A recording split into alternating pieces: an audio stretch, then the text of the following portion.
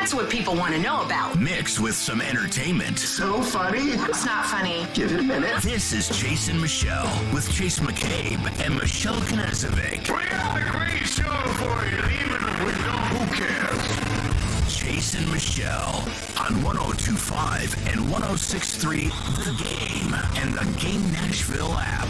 Chase and Michelle live at First Horizon Park today. Hope you're having an awesome Thursday, 615 day, celebrating Nashville. Chase McCabe, Michelle Knezovic here. Nick Kieser is back at our studios. Michelle, it is a beautiful day for baseball, which we will have later on tonight. The park, if you're watching on the stream, directly behind us, we're just to the side of home plate. Actually, yeah, home plate's like right behind us. So pretty cool to be out here at First Horizon Park today for 615 Day. Members of the Boys and Girls Club of Middle Tennessee will be out here having some fun, playing some games before the Sounds play the Gwinnett Stripers tonight. And you can hear that, of course, on 94.9 The Fan. But we'll enjoy the weather. Oh, we will. What a beautiful day. And it really just makes you happy, right? The sun is shining on the green grass. The field looks great, and can't wait for the Boys and Girls Club to come and have those kids have a lot of fun today on 615 Day, the day of National, and we couldn't have gotten a better day. It's beautiful outside. Yeah, no, I think it's awesome that we can partner up with the Sounds and with, the Predators have done a lot.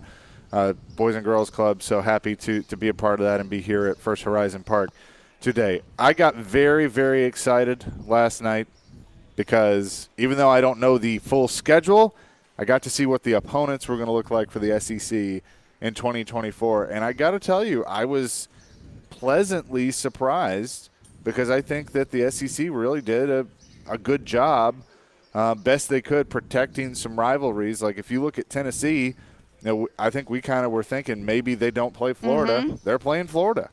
So they get Alabama, Florida, Kentucky, Mississippi State at home, and then they're on the road at Arkansas, Georgia, Oklahoma, Vanderbilt.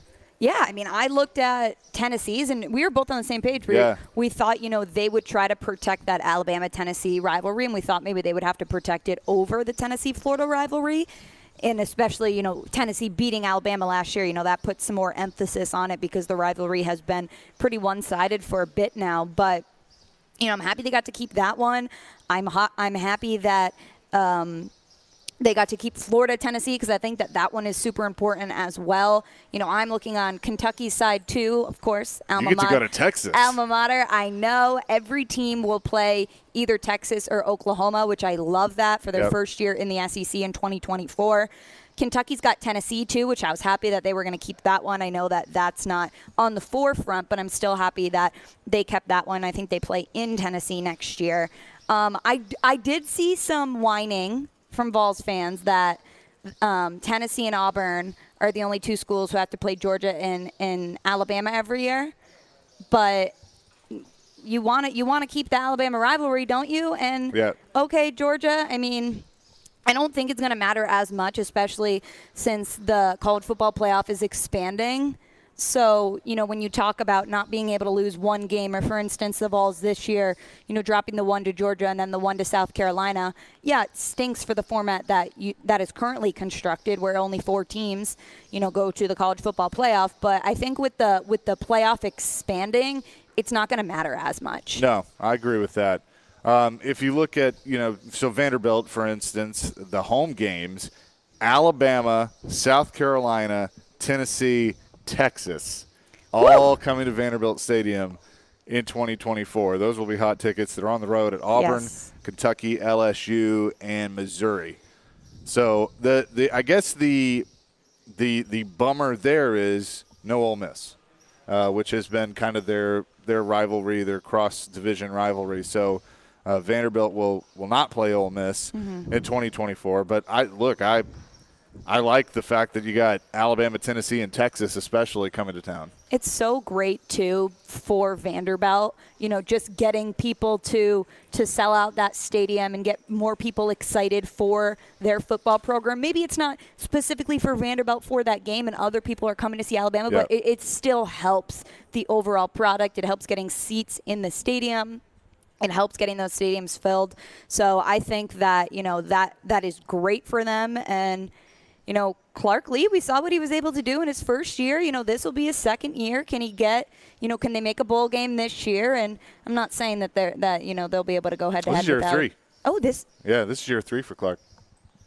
Wow, this is time flies. Well, and I should know that. I've been at this station for 2 years, and but yeah, no. So this is year 3. So year 2 last year almost made the bowl game. In year 3, can he get that? Can he get that bowl game this year? And then 2024, you better gear up for a tough slate at home, especially. I love the direction that Vanderbilt's going in, though. So what Clark has done, and obviously we'll have their games this year on 102.5. So. Looking forward to that, but I do love the direction that they're going. Looking through some of the other SEC teams, so Alabama, of course, at home, Auburn, Georgia, love, Missouri, South Carolina. They're on the road at LSU, Oklahoma, Tennessee, Vanderbilt, Auburn. They'll play Oklahoma at Auburn, Florida. Their schedule. Remain in Jacksonville, Love Mississippi State, Tennessee, and then they go to Texas. So a tough schedule for Florida. LSU has Alabama, Ole Miss, Oklahoma, Vanderbilt at home, then Arkansas, Florida, South Carolina, Texas A&M. The thing that I think a lot of college football fans have to be excited about is Texas A&M, first time in a long time. Oh, yeah. They will play, and they will do that at Texas A&M. And then you got Texas, Oklahoma that'll continue to play with the Red River rivalry. So I think the SEC with this model did a really nice job to protect some rivalries. Is it perfect? Probably not, but I think everybody should feel good about it. I mean, with Texas and Oklahoma joining the league, it'll be interesting to see them play an SEC schedule for the first time in 2024. 100%, Chase. And I love the fact that the SEC is making everybody at least play Oklahoma or Texas in their first year, them just getting, acquainted with the SEC. I mean, one game that we still have not seen Georgia go to College Station in the 10-plus years that Texas A&M has been in the SEC. So I think it's great That's crazy. I know. I think it's great that right off the bat, Oklahoma and Texas are either matched up with at least one team, or every SEC team is required to play one of them. I think, when we look at the main teams that affect this area, Tennessee, they kept the Alabama and Florida rivalry, which I think was very important. They've got Vanderbilt, which is going to be the in-state one. I think the Kentucky-Tennessee rivalry, not last year. Last year was bad, but a couple years prior, that's always a good game. You're bordering states. I always think that that's important. I think they called it the beer barrel or something like that. They had a barrel when everybody has their specific name of your rivalry. But I think, as far as them, as far as Vanderbilt, keeping the Tennessee, playing Kentucky. Yep. We saw them beat Kentucky last year. They've got South Carolina, which I think could be winnable, Missouri.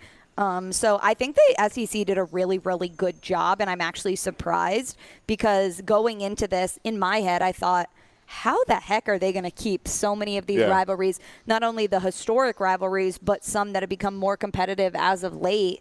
But I really do think across the board they did a really good job. Of course, you're going to have some fans like, well, look at our schedule compared to everybody else's. Well, let's just get over it and let's just be better, and it's going to make you better. So I don't think what you get playing in the SEC. Yeah, you can't whine about it, but I think I'm like already excited for 2024 football season, Chase, even though we haven't even had 2023 yet. But it's going to be really exciting to get Alabama or to get Texas and Oklahoma into the SEC. And I know that when SEC Media Days come here in about a month, that a lot of questions will be asked to coaches, players, commissioner about, how excited you are, like the feedback on the 2024 schedule. So it's going to be exciting, and the SEC is just only getting bigger and more dominant. Yeah, it is. So, we'll see what happens beyond 2024. Do they go to the 9 games? The college football fan in me still wants 10 conference games, but I understand why they're not going to do it as long as they play 12 games. But I'm cool. I'm cool with what they've done. And then we'll see, what the actual schedules look like once, you have dates and times and then the other opponents. Because the other thing, too, is these teams are going to have to play another Power 5 conference. So each team is going to have to play one Power 5 opponent. So I think that's going to be exciting. But, as you mentioned, with somebody like a team like Vanderbilt, this is where they got to keep building. They got to keep improving. I mean, you look at just that conference schedule in 2024, that's a tough one. But I like the direction that they're going and what Clark Lee's building. So hopefully they can continue that starting this year with getting choked up there. 2023. Getting choked up just talking about that talking football. about the doors. But, and it's crazy to think, too, that SEC Media Days is like a month from now. About a month away, yeah. Everybody city. will be in Nashville this year, which will be so exciting. I feel like Nashville has become such a hub for the SEC. We had the men's basketball tournament this past year, the women's the year before. And now with the new Tennessee Titans stadium being built in 2027, I don't see why in the future there couldn't be a college football playoff there. Real quick, let's go to our phone line driven by WilsonCountyHyundai.com. Daryl wants to weigh in on the SEC schedule. Daryl, what's up? Hey, Daryl. Hey, Go ahead. I was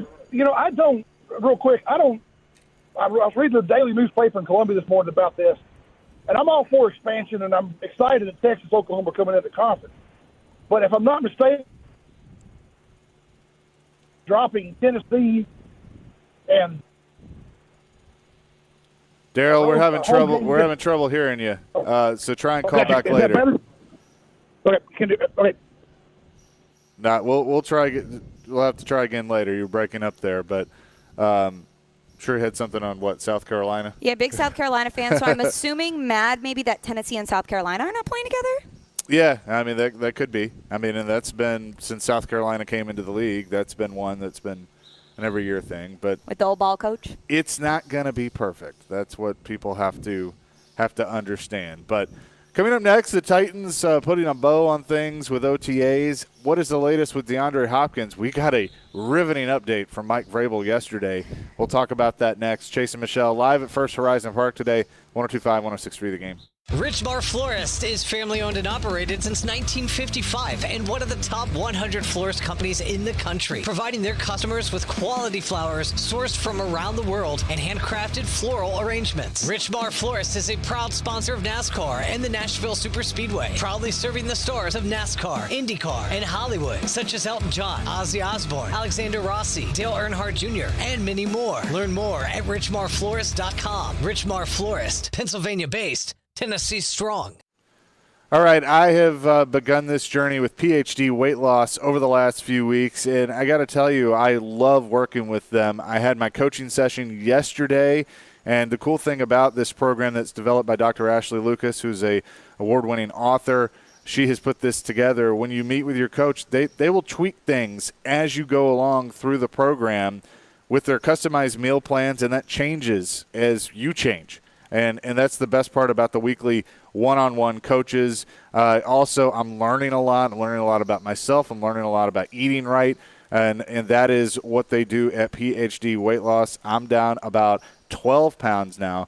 And so you can lose anywhere from 3 to 5 pounds a week when you get on the program. It's pretty fast moving, which is great for guys because, we like seeing the light at the end of the tunnel. So you need to sign up for it. And here's the best part. If you don't get within 5 pounds of your target weight by the end of your program, PhD will continue to coach you for free until you do. That is their guarantee to you, which makes it all that more enticing to get on it. You can go to myphdweightloss.com to learn more and to sign up. That's myphdweightloss.com. Do you take pride in your work? Do you want to help build Nashville? You need to join Ironworkers Local 492.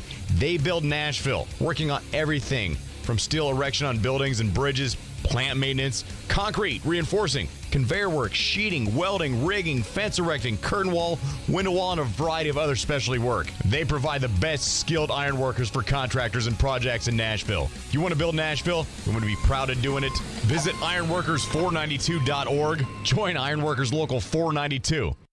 If you're hiring, it can feel like you're trying to find a needle in a haystack. You can hope the right person comes along, or you can just use ZipRecruiter. And now you can try it for free at ZipRecruiter.com/free. In fact, ZipRecruiter has helped a lot of business owners find their needle in a haystack, like Marco. president of operations at Telly Tires and Auto Centers. Because Telly Tires has grown a lot in the last few years, Marco needed to hire everyone from a receptionist to a store manager to a head mechanic. ZipRecruiter helps me find all the right people, even the most difficult jobs to fill. ZipRecruiter helps me keep my business running. Take it from Marco and millions of other businesses who've used ZipRecruiter. ZipRecruiter can help you find the needle in the haystack. See why 4 out of 5 employers who post a job on ZipRecruiter get a quality candidate within the first day. And right now, you can try ZipRecruiter for free. That's right, free. At ZipRecruiter.com/free. That's ZipRecruiter.com/FREE. ZipRecruiter.com/free. ZipRecruiter, the smartest way to hire. Turn your home into restricted airspace. Tell incoming flights you want them diverted. The new Raid Essentials Light Trap plugs into the wall and uses light to attract, then trap flying insects like fruit flies and mosquitoes. Its 24/7 continuous attraction provides insecticide-free protection that's people and pet friendly. Consider air service interrupted. New Raid Essentials Light Trap, insecticide-free protection. Every day we are live and local. It's no longer about Johansson and Duchesne. Mike Vrabel was his guy. He wanted him to be his coach. And your source for Nashville sports. They had missed the playoffs. It will help them get better players. We are Nashville's best sports talk. 102.5 and 106.3 The Game and the Game Nashville app. Taking you through your mid-morning. Love it. Yeah, that's fantastic. This is Jason Michelle. Where'd you find those crazy characters? On 102.5 and 106.3 The Game and the Game Nashville app. DeAndre Hopkins, how did that visit go? And are you at the point, do you stay in touch or you just let the Rand and the front office guys handle that? Well, we'll continue to kind of look through where we're at as we add free agents and everything else. We follow up and, you know, I don't think there's anything that's going to happen here today, I would imagine, but there's follow-up every time we come and have conversations, and we'll see where it goes. Mike Vrabel yesterday at OTA's media availability. His update on DeAndre Hopkins, if you want to call it that. I mean, that's kind of. That is your standard Mike Vrabel answer when it comes to something like that. He could go straight Belichick and just be like, we're not talking about players that. He's coming here? Did he come here? Yeah. Question mark? I don't know. We're working through it right now. Yeah, nice try though. He said something about a travel agent the other day. Yeah, he's like, as we said, I'm not a travel agent. What's funny is Jared was playing some of the clips of Belichick yesterday on his show, and I don't know if we have that, Nick, ready, but so Belichick is being Belichick, and the reporters are asking. I mean, they were asking the right questions and getting I'm not a travel agent. I don't talk about players that aren't here. Just that whole thing. But he's being a jerk while smiling at the same time, which is just. Yeah, you have to watch the video with it too because the audio doesn't fully do it justice because he's got a little smirk on while he's saying it. Oh yeah, that's Bill. That's what he does, and Vrabel's a little different. Like you can tell where Vrabel gets some of it from, but he's a little bit different in the sense that. He's going to, he told you a little bit more, but he's not going to go into specifics. So, yeah, it was a great visit. It was good to see D-Hop. It had been a while. His girlfriend was here. The players will do that, but Vrabes is not that type. Not even really the players, though. Like, Ryan Tannehill spoke yesterday, and he didn't say much. He said, I got to meet him. And I think, too, sometimes you toe a line between – okay, what am I going to get up there and be like, no, we absolutely need him so badly, and if we don't have him, our offense is going to be one-dimensional. Yeah. He's not going to say that, But I think, Ryan Tannehill got up there. He's like, yeah, I got a chance to meet him. It was cool. Don't know if we'll be able to get him or, it was pretty brief, but he definitely did say a little bit more than Vrabel. Vrabel didn't really talk much about the interaction he had with him. No, and I don't expect him to. Now, the thing that's kind of been interesting to me when I – obviously around here, you talk to people, but you kind of watch the national narrative. Like, Tim Hasselbeck feels like the Titans are a good fit. Mm-hmm. Now, Dan Orlovsky, he's going to be the cynic and is the one that thinks the Patriots will be a better fit. But Jason Fitz was on with Stillman and Company yesterday, and listen to the odds that he gave on DeAndre Hopkins potentially coming to Nashville. Give me your percentage. Percent chance that he ends up a Titan, percent chance that he ends up a Patriot, percent chance the field. 85% Titans, 10% the field, 5% the Patriots. I just don't think there's any appeal for him to go to New England. I think he's just going there because he wants a free steak dinner. He wants to feel loved and appreciated, and he wants everybody else to be really nervous. I think he's going to end up a Titan. I'll be really surprised if that doesn't happen. 85%? Yeah. It makes too much sense for both sides to not get it done. 85%. I'm like Jared. 85%? I mean, honestly, though, the whole time, and, when you hear the whole time this has been going on, you hear the Titans are, reaching out, they're hosting him for a visit. It really does just make sense. And it's so funny. It's so funny to me, though, hearing some of the national people say, well, the Titans aren't ring contenders. They're not going to. I'm like, and the Patriots are? They're not. Look at the division they're in first off. Look at the quarterback that they have, right? You can't just easily just write off the Titans because they're not a Super Bowl contender, because the Patriots are equally not a Super Bowl contender and or a playoff contender, and I would put the Titans with D-Hop more of a playoff contender considering the division, considering the NFC South that they're matched up with. Whereas you look at the Patriots, they're in one of the toughest divisions in the AFC with the Bills, the Jets, and the Dolphins, and I'm not sure who they're matched up with this year, but just looking at their division, I mean, 85%, though, that's a pretty big percentage, and I love what Fitz threw in there on, hey, he was just looking for a free meal. Everybody loves an FM. Everybody loves a free meal. We love an FM. We love a free meal, and like he said, if he's I don't think I've ever heard it called that before. An FM? No. Oh, my stepdad calls it. He's like, we love FMs. He goes, do you only come home to see us for FMs? I'm like, no, I love you guys, but the free meals, those are quite nice. So I would be very, very surprised if he signed with the Patriots. I will say, though, Charles Robinson came on with us, Robbie Rexford, earlier this morning and said, I'm surprised how interested the Patriots are in him. I mean, think about it. Their second wide receiver is Juju Smith-Schuster. I mean, it would certainly – I mean, both teams, both the Titans and the Patriots, I think, are in similar positions in that they have – the Titans have a young second-year receiver with question marks of, well, okay, what's he going to be?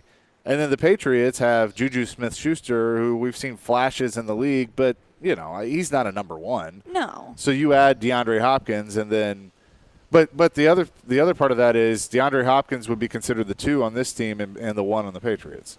And what is he at this point in his career? Well, I think he could be considered the 1 on this team. Potentially, but I think the hope is they want Treylon Burks to be the 1. And I want Treylon Burks to be the 1. Yeah. No, I think, and even though we get too caught up in 1s, 2s. I think just sometimes we get too caught up in that, the 1s and the 2s, whatever. He comes in next to Treylon Burks, but I think if you just look at the quarterback position, I mean, Ryan Tannehill over Mac Jones any day. Sure. I understand 100%. He's young and he's still figuring it out, but Ryan Tannehill has proven that he can be successful in this league. And then you add Derrick Henry as another threat back there. I think if you just look at the team, and then also a solid defense on Tennessee's side of things, I understand you have Bill Belichick up there, but, what has the success been after Brady?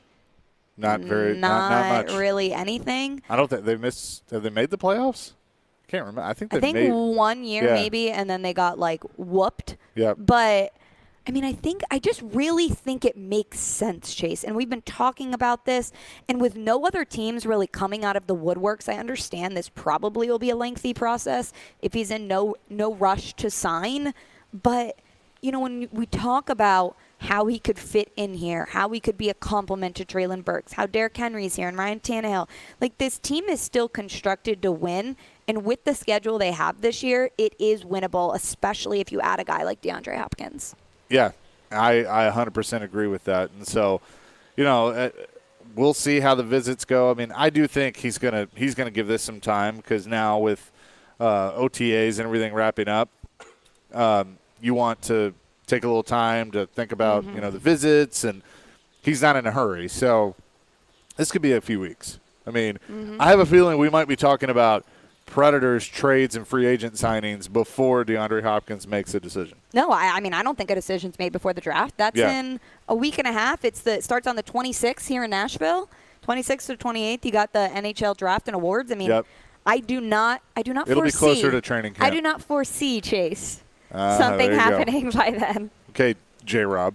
He actually was at the Jaguars minicamp the other I day. saw that, hanging out with Trent Baalke, their GM. I know he's been down in Tampa at their OTAs. Obviously, he worked in Tampa before here with Jason Light. So good to see J-Rob out and about and see what might happen with him moving forward in his career. But, yeah, I'd love to see John get another shot at being a GM. I don't know if he will. Unfortunately, GMs, a lot of times it's not like coaches.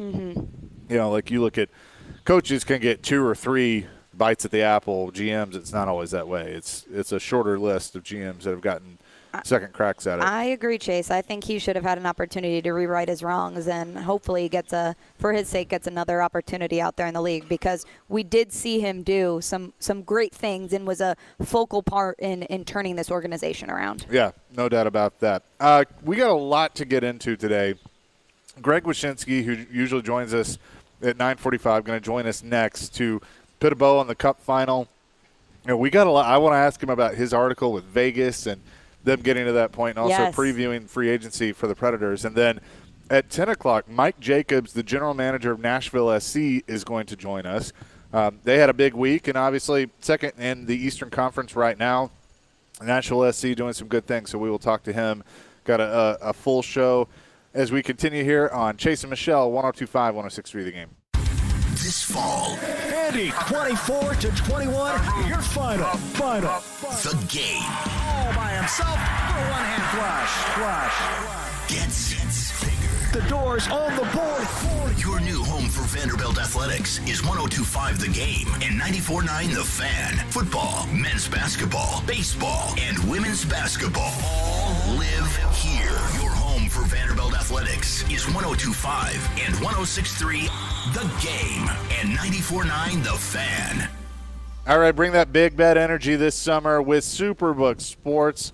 I've been telling you about them for a while now. Superbook is the most trusted name in sports betting.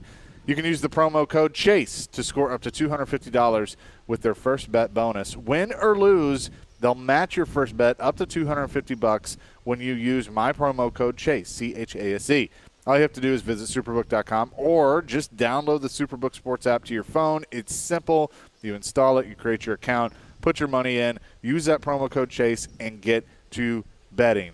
Promo code CHASE, you'll get that $250 courtesy of Superbook Sports. Got a lot of baseball going on right now.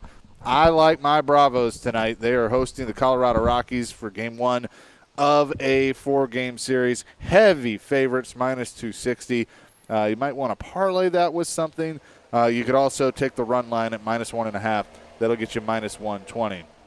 The Angels on the road against the Rangers. Give me the Rangers, minus 139 on the Superbook Sports app. It's all right there at the palm of your hand. Visit superbook.com for terms and conditions. Gambling problem? Call 1-800-GAMBLER. Hey, it's Jared from my friends at Hiller. Hiller's Heat Wave Heroes are keeping you from getting burned this summer. If you know your home needs an air conditioning replacement, do not wait until it breaks down. You do not want to be sweating in your home. This month, get a free UV light and free electronic air cleaner when you buy select new HVAC systems. Or get a whole home water filtration for just $59 a month. Or get a new whole home generator for just $139 a month. Call Hiller's Heat Wave Heroes to save the day. Visit happyhiller.com to book. Do you have a VA loan? In this housing market, homeowners with VA loans have access to a ton of instant cash. Hey, Willie Donick here. Do you need cash to pay off credit cards and other high-interest loans? How does a check for 80 or 90 grand sound right now? Loan Pronto is helping veterans every day get the money they need with a quick and easy zero-cost cash-out refi with zero closing costs. With a VA loan, it's really cool because you can access up to 100% of your home's value. That's 100%. Use that money to pay off credit cards, home equity lines, car loan. Consolidate all your payments into one check per month and close in 2 weeks. Most homeowners who do this end up cutting their overall monthly payments by $800. And Loan Pronto's all-digital process makes it fast and easy. They're doing loans with super low APRs, and they love working with veterans. Call now. See what your options are. Call Loan Pronto, 615-499-5780. That's 615-499-5780, or go to loanpronto.com. Equal housing lender, NMLS 166-1781, subject to lender approval. So happy it hurts. Bryan Adams. See him live in concert in Nashville. The So Happy It Hurts Tour. with special guest Joan Jett and the Blackhearts. This Saturday at Bridgestone Arena. Get tickets now at livenation.com. For more, check brianadams.com. Want to weigh in on the conversation? It's a brain booster. Slide into our DMs. Or just text or call at 615-737-1025. Our phone line is driven by WilsonCountyHyundai.com. I got some good news. Taking you through your mid-morning, this is Chase and Michelle on 102.5 and 106.3 The Game and the Game Nashville app. Jason Michelle, 102.5, 106.3 The Game. Chase McCabe, Michelle Knezovic hanging out with you at First Horizon Park for 615 Day today. As we usually do on Thursdays, we say hello to Greg Wyshynski of ESPN. The cup has been raised, and I love the article that you wrote, how the Golden Knights disrupted the NHL and won the Stanley Cup, Greg. That they did. Playoffs in 3, cup in 6. Bill Foley was right. What's up? Hey, Greg. He was right, but it was also a little fakey phony. Riley Smith from the Golden Knights told us that after they made the Cup final in year 1, all of a sudden Foley was saying Cup in 3, but that didn't get reported. No, I appreciate your kind words about the story. It's you can still read it on ESPN.com now. It's just about their journey from being this group of misfits that really work the system better than anyone ever has to create a great expansion team in year 1. And then, I kind of compared it to a startup company, right? Like it's a bunch of friends. They start a company. They're coming to work for movie nights. They're wearing Hawaiian shirts, doing the whole thing. And then all of a sudden, now we have to start making a profit. And now you're hiring people that wear ties. Everything gets serious. Now you're saying goodbye to your old friends. And that's kind of how it got to be with the Golden Knights. They went through some painful times and making some really tough decisions and looking bad for it too. And then, but at the end result is them lifting the cup. We sit here in Nashville, Tennessee, as you know, and there are Preds fans that don't like the success that Vegas has had in a short amount of time. They don't like, Seattle, the rules that they got with expansion as opposed to what the Predators got when they came into the league. But I have looked at it as if I pay $500 or $650 million for a franchise as opposed to 80, whatever it was when Nashville came in, I'm going to expect a little more help, a different set of rules. I don't see it as a bad thing, especially with the health that the league has right now and the fact that you wanted to be successful in a fickle sports market like Vegas right off the bat. Yeah, and David Poile himself said a couple of years ago to the Associated Press that this was just a correction. All those expansion teams that came in the previous 20 years, they kind of got screwed over by those rules. Picking from the fourth line, picking the fifth or sixth defenseman instead of like the fourth best defenseman. It's unfortunate that was the case because you had teams like Nashville and Ottawa and Columbus that really sort of like wandered the wilderness for a good number of years before they became competitive, and then Vegas gets good right off the hop. But this is how it should be. This is like you said, you don't want to hinder the growth of a franchise by having them terrible for the first half decade they're there. And, there's no question. There's a lot of reasons why Vegas hit the way it did in that market. But one is obviously the fact that in their 6 years of existence, they've only missed the playoffs once, and they've been to the Cup final twice, and now they've won a Cup. So, that's a pretty surefire way to make yourself a hockey town. And if for those who have been there, it's not fleeting. It's not going to be where if they're bad for a few years, Vegas moves on. They are in the DNA of that city now, having gotten there first and bonded with the fans, and it's incredible how hyped that place is for hockey. It really is. Greg Wyshynski from ESPN joins us. Greg, it came out that Matthew Tkachuk had a broken sternum during this series and ended up not playing in the last game. Chase and I have talked a lot about this on how, we see these injuries come out on so many of these hockey players after the series is ended. What do you think, what injury would cause somebody to say, hey, maybe you shouldn't play? Because I look at this Matthew Tkachuk one, his chest, his sternum. Is that kind of concerning to you that we just see a trend in hockey that these players are playing through these significant injuries? Yeah, I think the disturbing part is the culture that enables it and sort of like makes it almost like a badge of honor. I mean, like I remember the Boston Bruins a few years ago had a guy named Gregory Campbell who like killed a penalty on a broken leg, and he would like sign photos of that penalty kill like later on in life because of how iconic the moment was. And it's just kind of like the culture rewards that level of sacrifice, that level of like put your the success of the team above your own personal health, and that's not a healthy thing. The thing is, though, is that like I'm hoping that the doctors around the Panthers said that he could play. It's not good, but he could play if he can manage the pain. That's the part that really concerns me. Is like I'm really hoping that there was, because he played Game 4. He didn't play a lot in Game 4, I believe. He played Game 4, and to the point where he was getting help from even like his brother Brady and putting on his gear because he couldn't do it himself. And so that's the part I'd like to hear more about, is the sign off on that, who made the call, and if he could go in 4, why not in 5? Maybe he talked about that today. I didn't see, but that's the mystery for me right now. I'm on the same page. Greg Wyshynski from ESPN joins us right now. Greg, now that the Cup is over, the Stanley Cup Finals are over, a lot of the chatter here in Nashville has been, okay, who's on the market? Who could the Predators go and get? We've talked a lot about potentially a UC Saros trade for a guy like Alex DeBrincat. What would you think of a trade like that? And do you think a 1-for-1 would be a good trade? Sure. I mean, if you could get DeBrincat under contract going forward, when you start talking about what Andrew Brunette's going to want to do with this team and the kind of hockey they want to play and where the league has headed and where the Predators have to go to really kind of play that style. I mean, DeBrincat is a prototypical player for doing that kind of thing.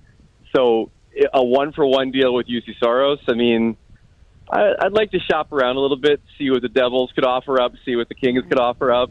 I'm not saying that a 1-for-1 for DeBrincat wouldn't be a good idea, but I do think that when you have one of the best goalies in the world, granted, as I think we talked about last time, it is interesting that a number of guys are all kind of like maybe coming up on the market at the same time, whether it's him or Hellebuck or maybe Thatcher Demko, a step down John Gibson. There are other options, but I think a guy that plays as much as he does and is as accomplished as he is, you might even be able to get more than DeBrincat for him, to be honest with you.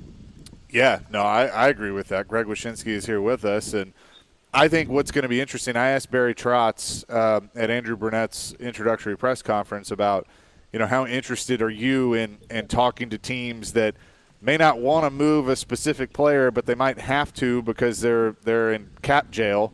And I mean, I look at teams like Vancouver, Tampa, Montreal. They have no cap space to work with, and are going to have to make some moves. So, who are some players maybe that you could see Barry Trotz potentially being interested in that he could get, for a pretty good deal because of the cap space that the Predators have? Well, I mean, there's going to be players on every team that are going to be cap casualties. I think the flat cap is, and the fact that they're not going to artificially raise it by a couple million, even though I think they could, and I think even though a lot of the owners want it, it means that there are going to be some teams that have to make tough decisions. And also, it's not just like the teams that are up against the cap; it's also the teams that have been successful that have to kind of transition to the next thing. You bring up Tampa as a good example. I mean, that's a team that has a very high standard of excellence. They still have a core that I think could challenge for cups. Obviously, for whatever reason, the mix wasn't right this year. So, what are the changes they're looking to make? What are they looking to acquire? What are they looking to trade off their roster? So it's not only simply just the financial stuff, it's also the competitive stuff, too, you have to keep an eye on. What do you think about Peter Laviolette and the New York Rangers? Underwhelming, if I'm being honest. I think he's a good coach. But, I mean, if you're going to fire Gerard Gallant, you best have somebody in mind that's going to make a huge difference and also excite the fan base. And I mean, Lavi's we throw around the word retread a lot. That man's a retread. Oh, yeah. He's an official retread now. And I think that he was the best option available. I definitely think that they were waiting to see if there was going to be a chance to hire Joel Quenneville. I don't think that's the truth. That timeline really synced up with what they wanted, and they couldn't really be sure if they'd ever get him because they don't know if he's going to be let back in the league. So they had to do something. And listen, Lavi's a good coach. I mean, he's going to get something out of this team, but I mean, is it going to be anything more than what Glant got out of him? He'll have a better relationship with their GM. Maybe that's all that matters right now. But I got to tell you that, there's been a lot of coaching hires that have happened in the offseason already, and this is one that didn't really move the needle, I don't think, too much. Well, I agree with you on that. We'll see how he does. I was kind of rooting for John Hines to potentially get that job, but ultimately it's another former Predators coach that lands it. Greg, appreciate it as always, and we'll see what happens now that we're in the offseason and the moves can begin. Thanks, Greg. You got it. Thanks. Take care. Absolutely. Greg Wyshynski, ESPN, joining us as he does every Thursday, usually at 9:45, but moving it up because we want to react to some of those things that he just said, including the potential of Preds making moves as now things are really going to start to heat up as the draft is just a few weeks away. We'll do that. We'll take your reaction, 615-737-1025, our phone line driven by Wilson County Hyundai. Chase and Michelle, 102.5-106.3 The Game. The offseason is in full swing, but there's no slowing down ESPN's Teron Davenport. The flow of information. He talks the talk. Spears gives you that guy that can still hit the home run. And walks the walk. As a run blocker, he's going to murder a linebacker at the second level. On Everything Titans, TD is on Mondays at 1, Thursdays at 3, Friday mornings at 8, and anytime on the Talking with TD podcast. TD is on 102.5 and 106.3 The Game and the Game Nashville app. Hey y'all, it's Courtney with Parman Tractor and Equipment. Warmer months have you working overtime? Be sure to visit Parman Tractor and Equipment for all your New Holland tractor and bush hog needs. Swing by our store at 3570 Dickerson Pike in North Nashville or give our sales team a call. We're now offering 0% financing for 72 months on select New Holland tractors. Get the brands you trust from a local dealer like Parman. Always ensuring totally outrageous customer service. Visit ParmanTractor.com for the best deals on equipment. New Holland tractor, bush hog, and more. 3 days of racing, 3 days of music, one huge weekend event. The Big Machine Music City Grand Prix is not just a race or a festival, it's an experience. Multiple music stations with Flo Rida, Vince Neil, Chris Jansen, Gavin DeGraw, and more. Fast cars going over 200 miles an hour. And a family fun zone with inflatables, Ferris wheels, kids games, and kid-friendly food trucks. Tickets and premium hospitality are on sale now. Go to MusicCityGP.com for tickets and get ready to experience Nashville's premier speed and sound event. Trust your pets with Cottle Vet Clinic, East Nashville in the heart of Inglewood, offering compassionate care for your fur baby's optimal health. From vaccinations to health checkups, teeth cleaning, grooming, and surgical procedures, visit CottleVetClinic.com to learn more. Cottle Vet Clinic, where pets are family. Seems like everything costs more these days. Food, utilities, medical costs, you name it. But as prices go up, our family budget stays the same. Fortunately, with Farm Bureau Health Plan's Core Choice coverage, we can save $3,600 a year compared to the leading competitor. And we've got better coverage with a lower premium, lower deductible, free telehealth visits, and access to one of the largest networks available. Start saving today at FBHP.com or visit your local Farm Bureau office.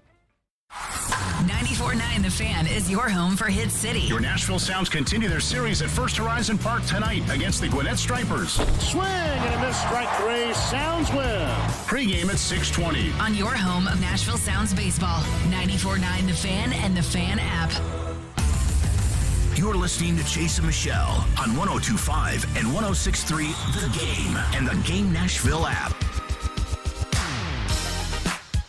Chase and Michelle, 102.5, 106.3 The Game. Chase McCabe, Michelle Knezvik with you at First Horizon Park. Nick Kieser is back at the Hiller Plumbing, Heating, Cooling, and Electrical Studios as we're having fun for 615 Day at First Horizon Park. Members of the Boys and Girls Club are going to be here doing different activities. Obviously, the Sound's in town tonight against the Gwinnett Stripers, the AAA affiliate of the Atlanta Braves. So they'll continue their homestand. Two straight weeks of games here at First Horizon Park. I need to get out to one. I literally live right over here, walkable. So yeah, they have pregame for you at 6:20 tonight. First pitch 6:35.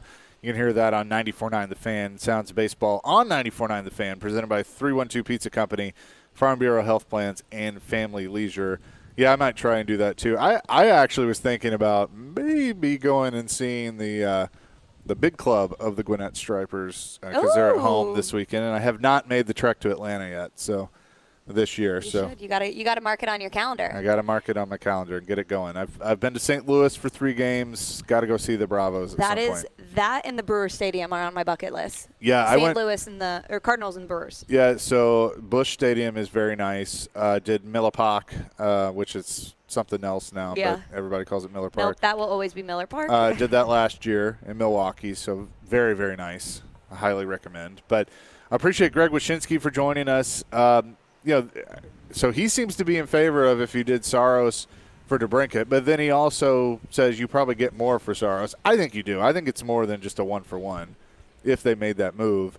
But I feel like if the Predators trade UC Saros, it's going to be because the offer absolutely blows them away. Like they have such a luxury of they don't have to do it if they don't want to. So it really has to knock their socks off. No, 100%, Chase. And that's why, when we brought up this Alex DeBrincat conversation, in my head the whole time I thought, there's no way that you would feel comfortable with doing a 1-for-1. UC has been performing as one of the top goaltenders in the NHL for the last couple of years now. And you either keep him and you stay good, right? Because he will cover up a lot of the mistakes defensively, which we saw him do this year. I think it's obvious the team is going to take a step back, which is fine.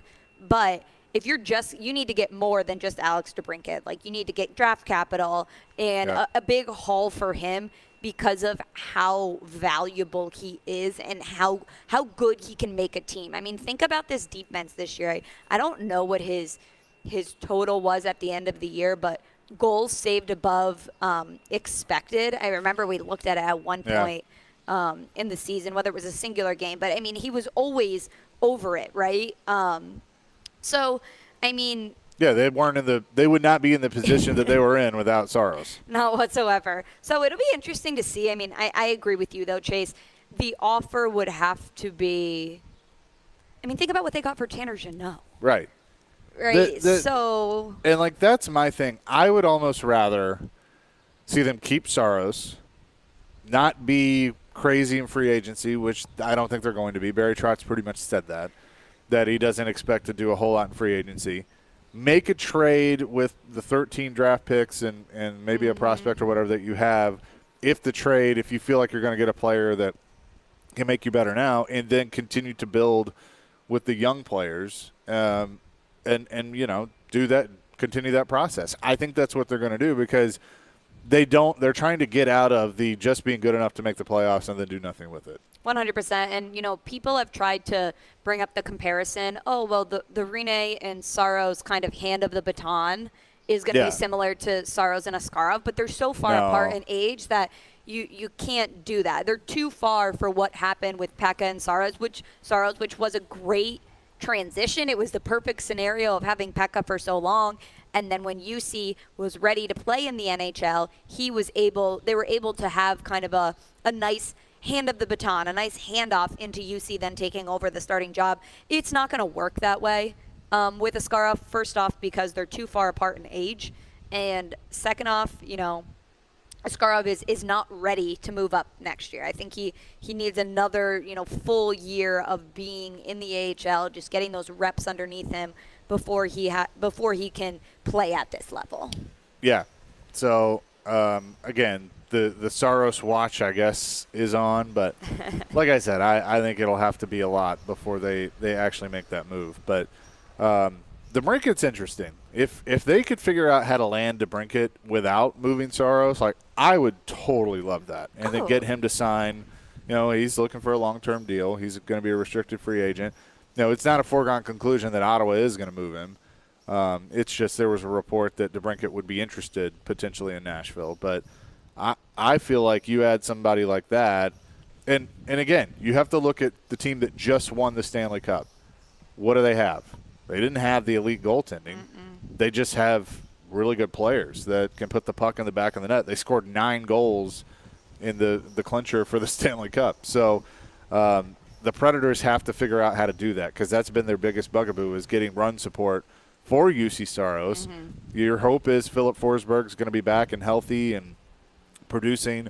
You know, Matt Duchene is another one. You know, can you get the production out of him that you got 2 years ago instead of last year? He's very streaky. And then what kind of goal scoring can you add, whether it be through free agency or via a trade? I think most likely via trade. That's going to be what Barry Trotz is looking for. Plus, you're going to have to try and keep room for Luke Evangelista and like some of these guys that made such an impact at the end of last year. 100%. And what does Andrew Brunette do to some of the older guys on the team? Is there a new sense of energy? Is there a new spark? Can he get more out of them? A new voice in the room? You know, we talk so much about in hockey and in sports sometimes, has the voice gotten too old? Has the message gotten too old, too stale?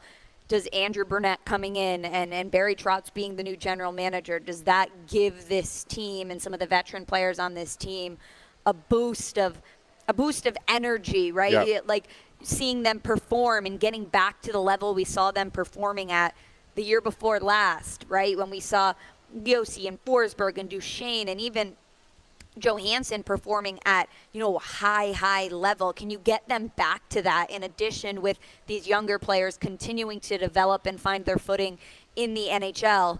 I think that that's what you hope for. You know, nobody's going to be like, oh, this team is going to win a Stanley Cup next year. That's not what we're saying. But can you see kind of the vision of what they're trying to do come together and see that older core, you know, get back to the level they were performing at and see the younger guys still continue to develop and show what they can do in a full season being in the NHL, Chase. I think kind of off the Preds a little bit for a second, but I think Greg Wyshynski's comments on Peter Laviolette getting the Rangers job was really interesting. You know, we talk about the revolving door in coaches in the NHL, and you know, I know some New York Rangers fans, and hiring Peter Laviolette, and we'll have Greg on again. I love asking him about, you know, the New York fan base just because they're so intense. I mean, Lavi's leash is going to be tight. Yeah, I mean, it's the longest he's ever been in one place was here. Yeah. And, I mean, but that's the shelf life for him. I think it was 2 years on the island. He was 3 maybe in Carolina, 3 in Philly, 5 plus here, 3 in Washington. I mean, that's kind of the shelf life for him. Well, and 5 here, and David Poile, you know, they've only had 4 coaches. So it is interesting to see, you know, they've got the team that can do it. Can he get it out of them? Yeah, that's going to be the big thing. Our text line, driven by WilsonCountyHyundai.com. Texter says, talking about the Staros conversation, you don't trade an elite top 5 goaltender for a career best 78-point getter. It says, move up to 11 with Vancouver. Add Garland or Besser as a cap take on. Both are still young and decent pieces and maybe need a change of scenery. Send number 15 to Vancouver and probably another late pick. Keep Saros and then discuss this again next year. I wouldn't hate that. I wouldn't hate that at like a Besser or somebody like that. Nick, what do you think about that? I don't know. I'm not really privy on the fact that someone wants to trade the 15th overall selection. I don't know really why I would do that right now. I think I would have my eyes set on a prospect. Okay. That's fair. Well, you would move up to 11. Yeah, that's what he's saying. He's saying you move up to 11. I don't know. And basically they're giving you 11 to take one of these guys because they're in cap jail. Yeah. Are they going to give me a roster player? Yeah, Besser. I don't know. That's one I could mull over. Right now it doesn't sound as appealing, but I mean, if it's for a good roster player, I would contemplate it. Look, let's see. Brock Besser. I wouldn't do that. Brock Besser had a very down year compared to what people are to him having. He did have something happen off the ice, but I mean, typically he's a 20 goal scorer. Yeah, he is. He can score goals, and he's good on the power play too. Well, two things that this team needs. Yeah, I mean, if he's a throw-in because they need to jump the cap, I'd consider it if I'm moving up to 11. So that's just and look, that's just a scenario that a texter is thrown out there, but I don't hate that. Shane in the Borough says there's a report that Ottawa is taking DeBrincat to arbitration, so he most likely won't be a trade option this year. They are taking him to arbitration, yes. So then that probably changes things. Takes that out of He the would at least equation. be awarded a 1-year contract, and once that contract expires, then he becomes a UFA for anyone to grab. Yeah, so it could be just a bridge deal to stay in Ottawa for 1 more year. He can only get a 1 or a 2 year deal, just so you guys know. Yep. That's how arbitration works for sure. So we will see what happens with that. But coming up next, we're going to talk about the other team in gold, Nashville SC. They have been playing some great soccer as of late, and they just did something really cool by signing their first homegrown player. We'll talk to their GM, Mike Jacobs, next here on Chase and Michelle, 102.5, 106.3 The Game. ElectronicExpress.com. We make it happen. The spring menu is here at Kitchen Notes in the Omni Nashville Hotel, featuring their signature cast iron pie with herb roasted chicken, English peas, carrots, potato, simple greens, and a toasted biscuit crumble topping. Or garden succotash with snap peas, black-eyed peas, roasted peppers, sweet corn, tomato, and caramelized onion. Or try the steak fritas with pan-seared ribeye. Kitchen Notes in the Omni Nashville Hotel, open daily till 2 with brunch Friday, Saturday, and Sunday from 7 till 2. The Nashville Area Chamber of Commerce's 5th annual Nashpreneurs Conference on Wednesday morning, June 28th, will join local small business leaders, creatives, and entrepreneurs for an interactive event focused on access to capital, including angel investors, banking relationships, fund management, and more. The Chamber will welcome keynote speaker Mignon Francois, newly published author and founder of the Cupcake Collection. Time is running out to save your seat. Visit NashvilleChamber.com/events to register today. All of us at 102.5 and 106.3 The Game want to recognize our active military, veterans, first responders, and educators with the playing of our national anthem. Oh, say, can you see by the dawn's early light what so proudly we hailed at the twilight's last gleaming, whose broad stripes and bright stars through the perilous fight o'er the ramparts we watched were so gallantly streaming.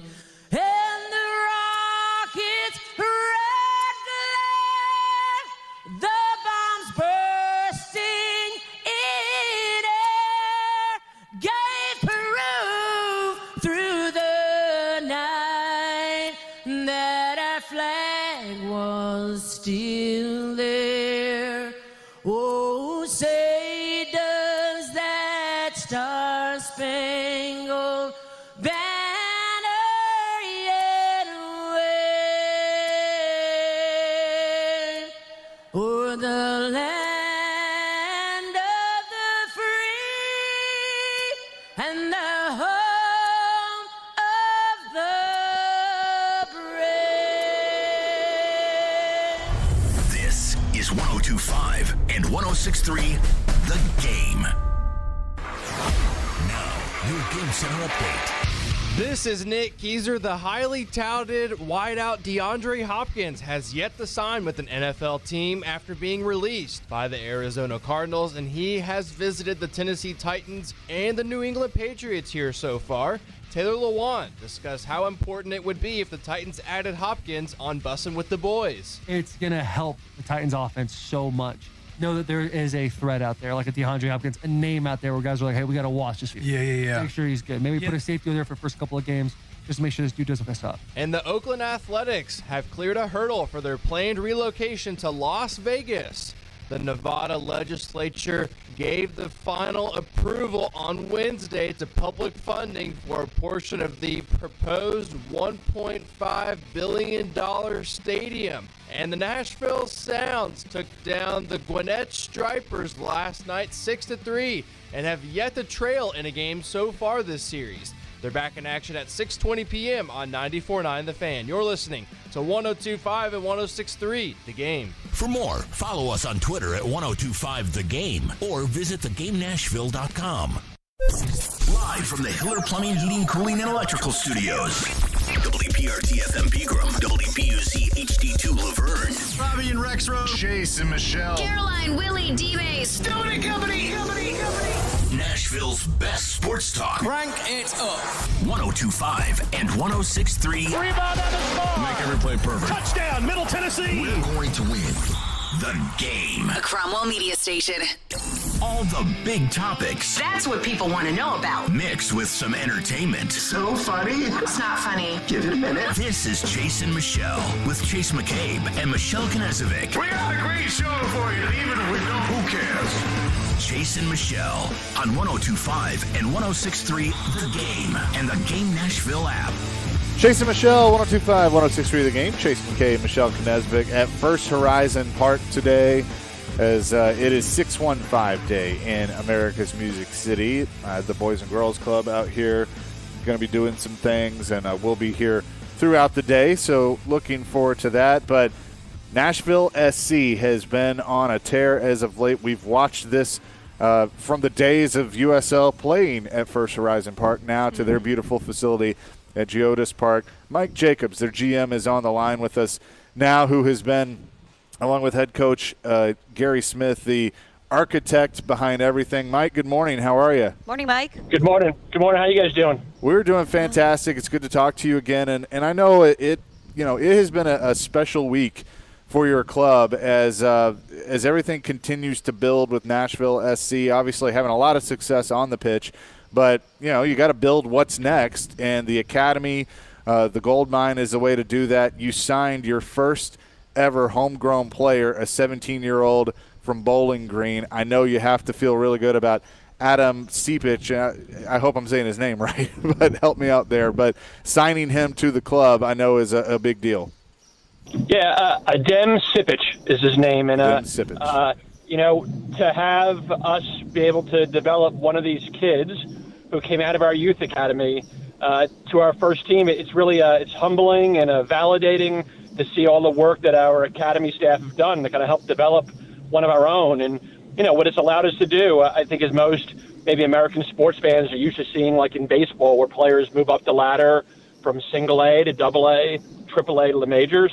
To be able to develop one of our own players out of our youth academy to kind of move up the system and sign to our first team, it's really exciting to kind of see that come to fruition. What all has gone into, you're obviously busy behind the scenes. You've built this club the last, 4 or 5 years to get it to where it is, having the success that it's having. But what all goes into developing the youth academy and then obviously with MLS Next and having that all come together so you can develop these players on your own soil? Well, when you think about the traditional youth soccer setup in our country, most families are consumers. They pay so much money to play for a youth team, and the return they get is, uniforms, tournaments to play in, an opportunity to play games. And, the reality is for a professional academy, it's where it's fully funded by our ownership group. The return is that they all aspire to try to get tapped on the shoulder, almost like this virtual, reality TV show like Adem had, and get tapped on the shoulder and be told, you're a pro now. Mike Jacobs, the Nashville SC GM, is on with us right now. Mike, you talked about your youth academy, having your first homegrown player now with Nashville SC. You guys just built you're using your new Geodis Park Stadium as of recent. And you have had Hani Mukhtar, league MVP. Your team has been very successful, and you only started in 2017, just about 5 years ago. What can you say, just as the GM of Nashville SC, kind of taking a step back and maybe taking a 300-foot view of what do you attribute to all the success, kind of the things I laid out for you right there? Well, when it comes to professional sports, I think you have to have really strong leadership. And that starts in your ownership group. from John Ingram and the rest of the ownership group he's assembled, I think they have the vision and level of appreciation that nothing happens overnight, and it ends up being kind of a slow burn. And in a league, and not only our league, but all over our country and other professional sports and all over the world, the idea of just throwing a lot of money at players or at facilities and expecting a quick return, it's kind of unrealistic. And what we've been able to do is have this shared vision as a group that, we're going to build it in the right way. And, I think the success our franchise has had is really, it's historic from the standpoint of what you see what's happened at other clubs in our league and in other sports. And just feel really lucky to kind of have this alignment and the leadership in our club. And it's helped us top to bottom really kind of have everyone be on the same page and singing from the same hymn sheet. The big news in the MLS just a couple days ago was that Messi would be joining the MLS. What do you think that his presence in this league can do for the sport as a whole in America? Adding someone with a profile like his, it's great from a viewership standpoint. It'll help TV ratings and Apple TV and a lot of venues and cities. It'll help sell tickets and jerseys. So I think from that standpoint, I think it really helps increase the visibility of our league, and maybe it helps take it where with the World Cup arriving in 2026 United States, really continue to see Major League Soccer grow into really kind of the fifth of the major sports leagues in our country. Mike Jacobs is with us, GM of Nashville SC. Now, Messi obviously is a great player, but you have a pretty great player in Hani Mukhtar, the defending MVP. I was at Geodis Park a few weeks ago when he had the hat trick, and that place was rocking. But what's it been like to kind of watch his ascension to being one of the best players in the league? What's been really neat about our group is when you look at our recruitment strategy and the kind of players that we've brought here, most of the players who've come in have not made their money somewhere else. They haven't made their name somewhere else. So opposed to trying to get somebody maybe past their prime or maybe more of a household name, we've found guys like Hani Mukhtar, like Walker Zimmerman, who have become stars in our league, but in our club, in our city also. And it's been great to not only watch Hani grow up, like from, being really a young kid to a man, but, to see his game grow and evolve into becoming the league's most valuable player last year. It was really exciting. Yeah, and you mentioned guys like Walker Zimmerman too, but you look at this club this year, I feel like with each year in MLS, you've been able to tweak the roster enough to have some really good role players where you can see just how much these guys really enjoy playing together, and it's showing in the standings because you find yourself second in the Eastern Conference. Yeah, look, we talk a lot about, I think it's easy in sports when people hear like the name Moneyball and, to think about either a movie or a book. But, in the simplest terms, the Moneyball theory is about acquiring the undervalued. And, I think where the data comes in is how you create those values. And, for us, I think we've just done a really good job as a staff. We've got an outstanding staff of scouting, analytics, and our coaching staff in identifying players that we think kind of fit our core values and our NSC DNA. And I think we've given these guys an opportunity. And, it's really been a great group how they've combined together, and it's been a lot of fun to watch them. I'm curious of your thoughts as the general manager of still a young team, an expansion team. We just watched an expansion team that's 6 years old win the Stanley Cup in hockey. The rules are completely different in sports when it comes to expansion now because you want to see success right off the bat. It's good for the product. It's obviously good for your team. So what kind of pressure does that present, as you've been a playoff team, you're just kind of moving up and up to have that success and ultimately win the championship in a short amount of time? We keep trying to move the goalposts back to put us in a position to keep getting, closer and closer with our own aspirations of winning a cup. But, the reality is every team in every sport, wants to win a championship. So to come in and tell you my goal is for us to win MLS Cup, I think it's almost silly because every team's goal is to do that. For us, we kind of think as a staff, if we can keep our group above the line and in the playoff chase, and we do that year in and year out, not only have we sustained the success, but at some point, it is a bit of a luck when you have like a one-off type playoff games like Russian roulette. But the hope is if we're in the playoffs every year, at some point we're going to be in the dance. We're going to be in MLS Cup. No doubt about it. You got a matchup at Geodis Park coming up on Saturday against St. Louis at 7:30. So looking forward to that. Mike, always good to talk to you. Best of luck the rest of the way, and we'll do this again soon. Thanks, Mike. Thanks a lot, guys. Absolutely. Mike Jacobs, the GM, Nashville SC. And again, Geodis Park on Saturday at 7:30 against St. Louis. If I don't do Atlanta, maybe I go check that out. There's a lot of options for me this weekend. They have a fun I love it. They have a fun stadium over there. And, talking to him, I think you and I have talked how they've been so successful in just such a short amount of time. Now their academy is really flourishing. They have their first homegrown player. I mean, you talk about a franchise who has just excelled quickly, and the fan base has bought in. I mean, I remember going to games in Nissan Stadium where the entire lower bowl would be filled. I mean, that's incredible. That's an NFL stadium. Well, and I remember even when they were USL, they hadn't moved up to MLS. They were playing here, and like I didn't know much about soccer, and like came to a few games, and it was like, okay, this is kind of cool. And then, like you said, Nissan Stadium, and unfortunately, they have their first game, and then COVID hits, and kind of derails everything. But they've done a fantastic job of building it up. So we will continue to discuss them as the summer goes along. Coming up next, back into the Titans, though, you've brought this up, and now I'm starting to kind of be concerned about a certain player.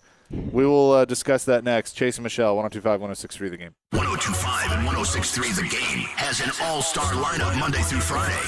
Batting first at 6 a.m., it's Robbie and Rexroad. Yeah, you take that. You take that. Take 80% of that. Followed by Chase and Michelle at 9. Couldn't hit the broadside of a barn. I need my caffeine so much. Then it's Caroline, Willie, and D-Mace at 11. Yep, green light, let's go. You've got a lot of options. He say, she say. And bringing it home at 2, Jared Stillman for Stillman and Company. That guy will be a good coach. We are Nashville's best sports talk, 102.5 and 106.3 The Game. Hey, it's Jared for PhD Weight Loss. I used to work out like crazy but only see minimal results. But ever since I started the PhD weight loss program last month, I've seen the weight start to fly off. I've been on it for 6 weeks now, and I'm already down 17 pounds. And those are 17 real pounds. PhD Weight Loss is great because they send me 85% of the food, and even when I'm traveling, like I have been the last 2 weeks, I easily take all my food with me. It's really simple. Soups, cereals, oatmeals, protein powder. It's great. I have a great coach in Rachel who's helped guide me, build the nutrition program for me, and motivate me, all while holding me accountable. And I love that there are no pills, injections, or any kind of gimmicks. It's real food, and it's a real lifestyle. And that equals real weight loss.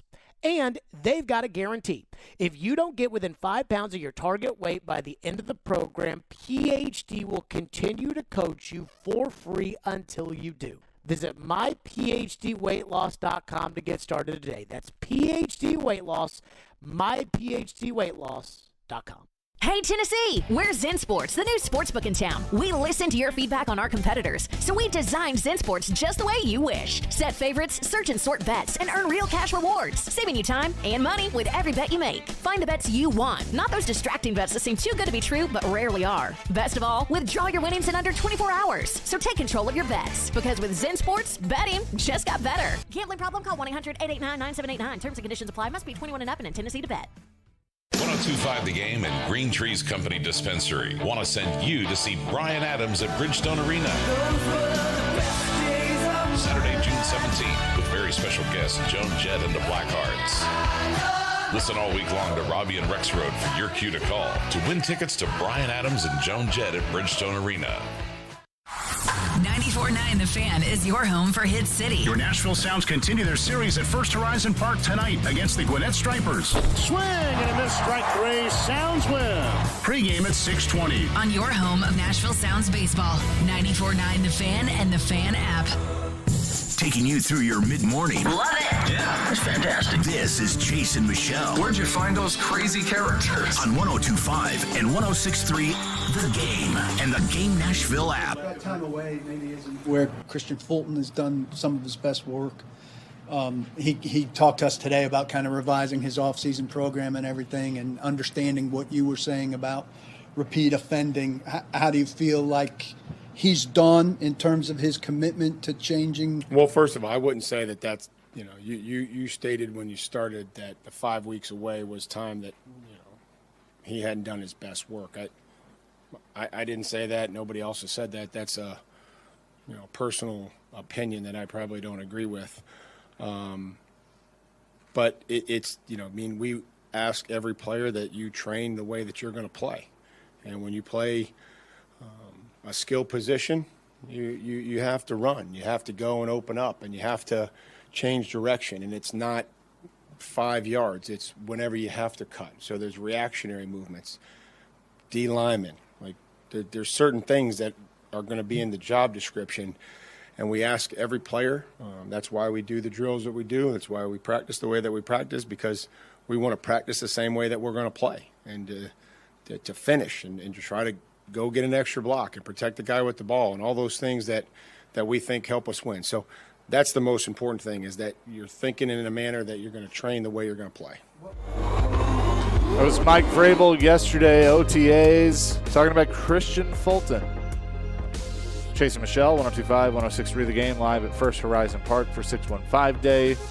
Sounds in action later tonight against the Gwinnett Stripers, 6:35. First pitch. You can hear it starting at 6:20 on 94.9 The Fan.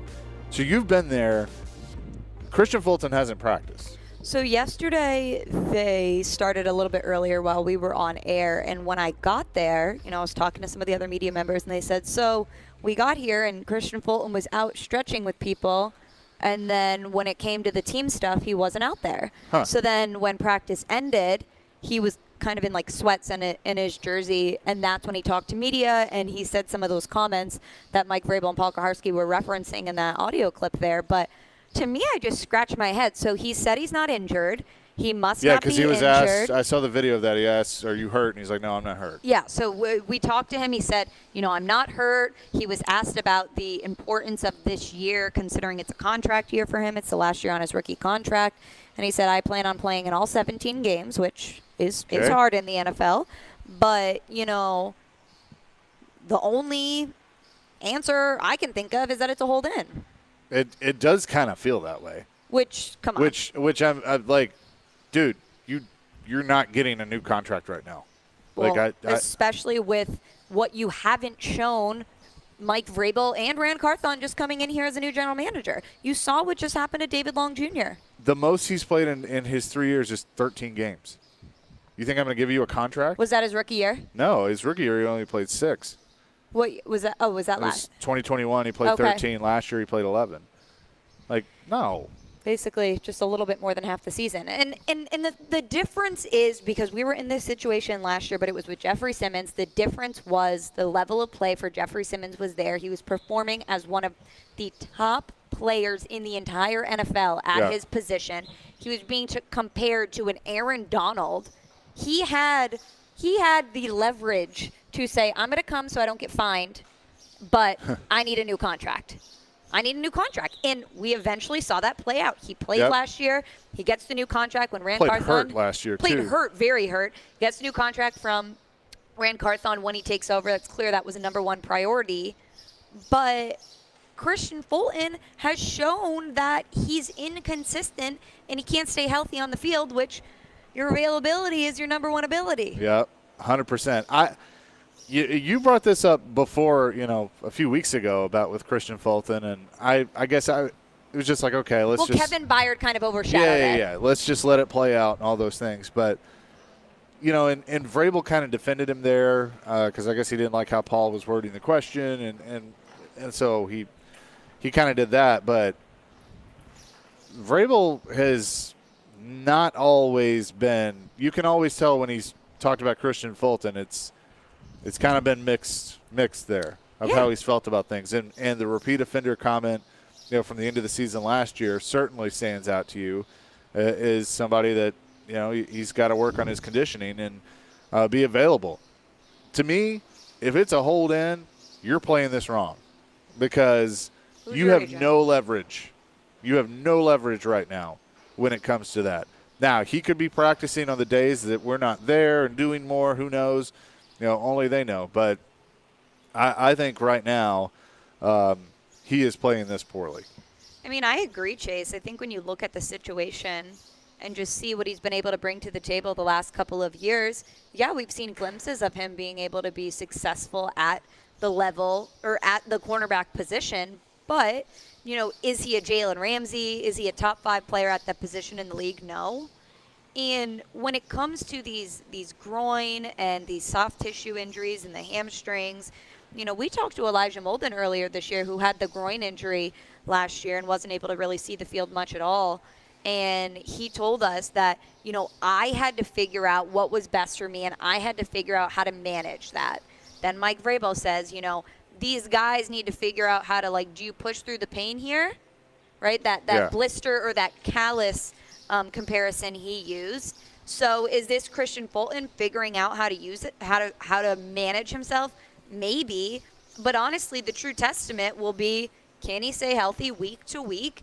And I honestly look at him and I think, I don't even know even if he plays at a very high level and he plays in every single game this year, I don't even know if this team would re-sign him to another contract. I right now, I wouldn't. I mean, if it's right now, today, I'm not.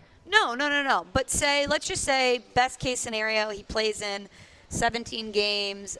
He's very efficient, playing at a high level. You've seen 1 year of that. Yeah.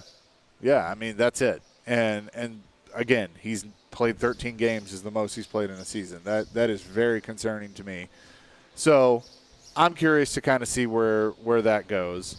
Overall impressions of OTAs, not that we can really learn a lot from OTAs. You were out there. Anything else really stand out to you yesterday? I think, Mike Vrabel had some really, really glowing comments on some of the free agent guys that have gelled really well into this locker room. We talked about Azeez Al-Shaair, Sean Murphy-Bunting, and Arden Key. Yep. And I think that those guys, maybe not on their previous teams were they starters or were they the main guy at that position, but I do think them coming here and the type of personality and fit they are, just as far as culture, is going to be really good, and Vrabel said that yesterday.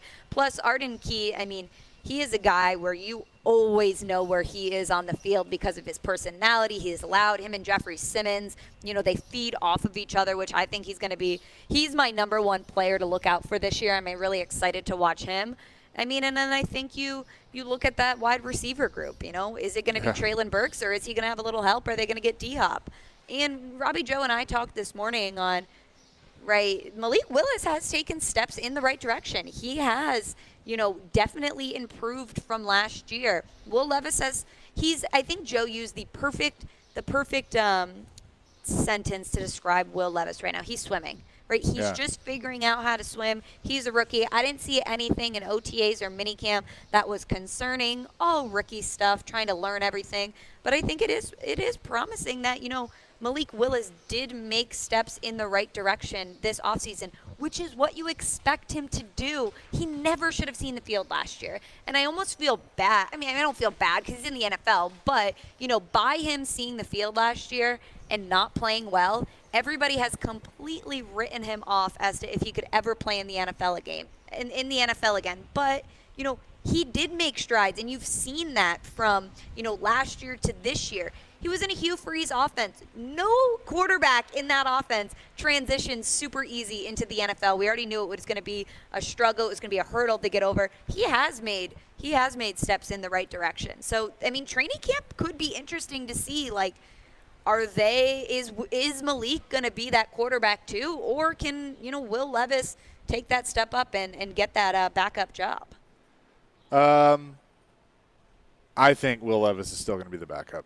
Because right now, I just think with the new quarterback rule, maybe not. Maybe they decide, okay, Malik is better as the 2 and Levis is the emergency quarterback. Maybe they look at it that way, at least for the first few games. And that's the only reason I say that is because of the new rule, right? If the new rule wasn't implemented this year, then we would be saying, okay, it'll be Malik Willis on the practice squad. It'll be Will as the backup because they just moved up in the draft to go and get him.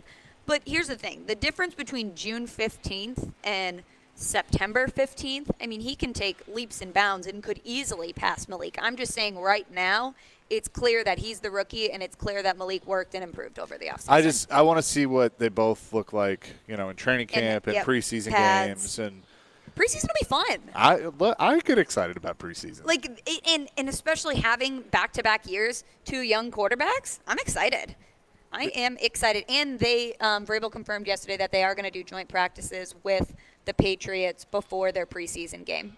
Oh, cool. So they'll do those during the week before the Friday preseason game with the Patriots. So that'll be – I always think the joint practices are fun to watch and check out.